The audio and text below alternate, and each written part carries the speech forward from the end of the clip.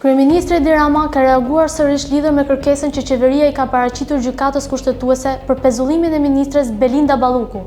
Në një deklarim të publikuar në rrjetet sociale, Rama ka quajtur këtë masë të papranueshme dhe të pajustifikuar, duke theksuar se pezullimi i një antari të kabinetit krijon pasoja të menjëhershme në funksionimin e institucioneve.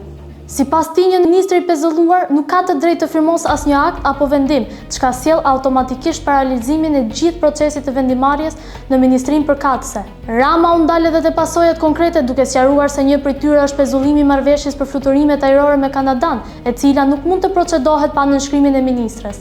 Ai theksoi se kjo situatë prek jo vetëm këtë marrëveshje, por edhe 10 procese të tjera që kërkojnë firmën e ministres përgjegjëse. Kjo masë është e pakuptim dhe bllokon tërësisht sistemin vendimarrës të ministrisë. Si do të vijojë me 35 vendimet e tjera të qeverisë që presin firmën?